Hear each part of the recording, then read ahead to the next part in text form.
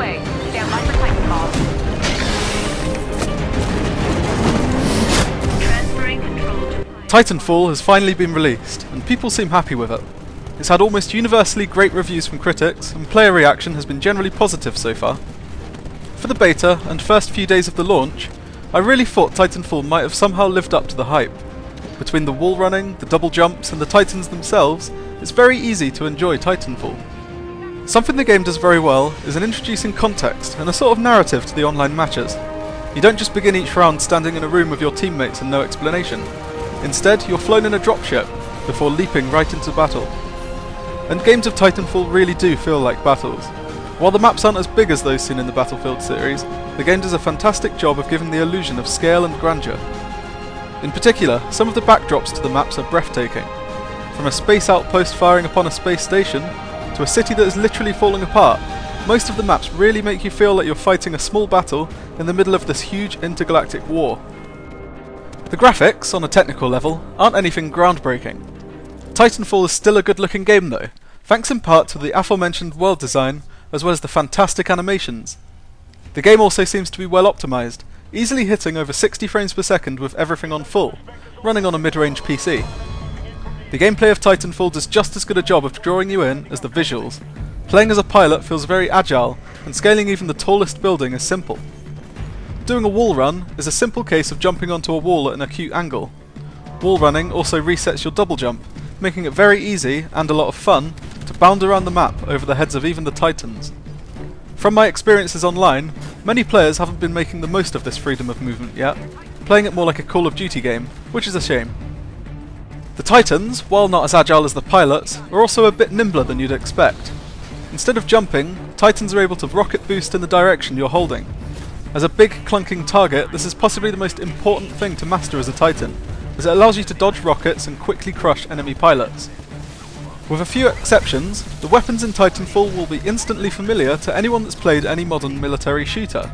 Beyond looking a bit futuristic, the assault rifles, SMGs, shotguns, sniper rifles and LMGs function pretty much identically to their counterparts in games like Call of Duty or Battlefield.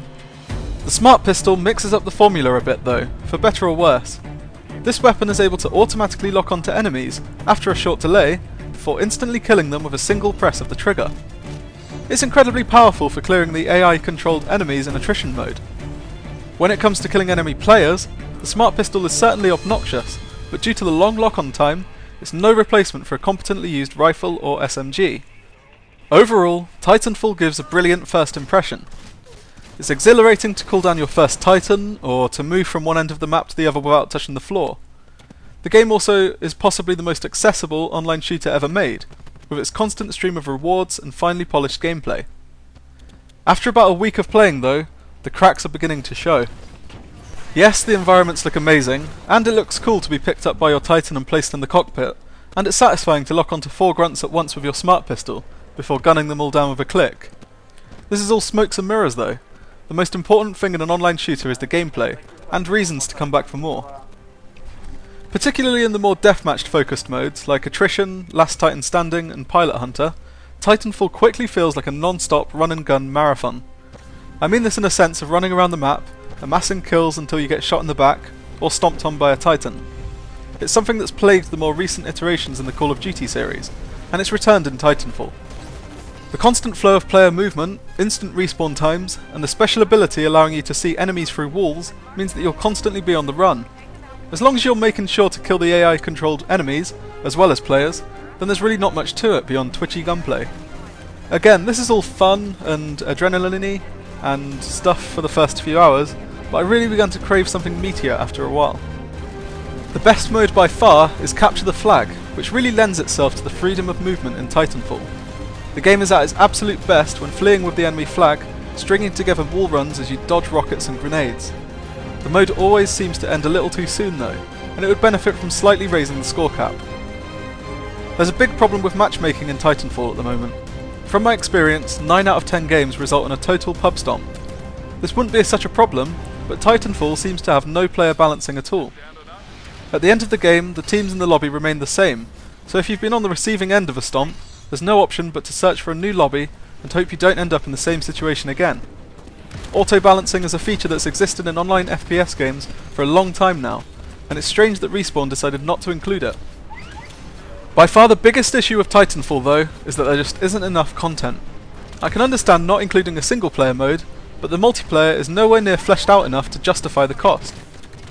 There is a campaign mode, but it's literally just the classic multiplayer modes with added voiceovers. It added nothing beneficial to the experience, and I'd have preferred if they'd just not bothered, rather than this half-baked effort. Titanfall needs more variety. Having only 5 game modes gets old very quickly, especially considering the cap of 6 players on a team. This feeling of stagnation isn't helped by the fact that the weapons just aren't very interesting. I would have loved to see the sci-fi setting better used when it comes to weaponry.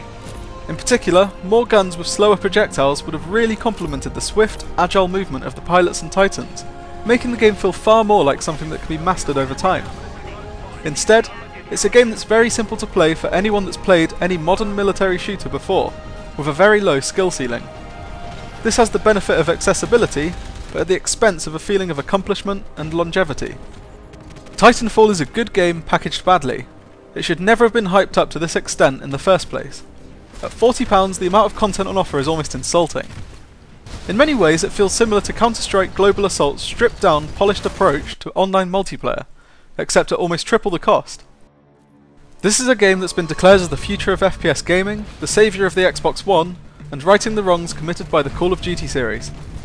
After a few hours of playing, the game will probably convince you that this is all true. However, I'm certain that once this honeymoon period is over, there's going to be a player backlash. Titanfall is fun, but shallow. It's visually epic, but disappointingly unambitious where it counts. If the game had been released at the budget cost its content deserves, then it'd come highly recommended. Until you can pick it up at a heavy discount, Titanfall is just another AAA disappointment.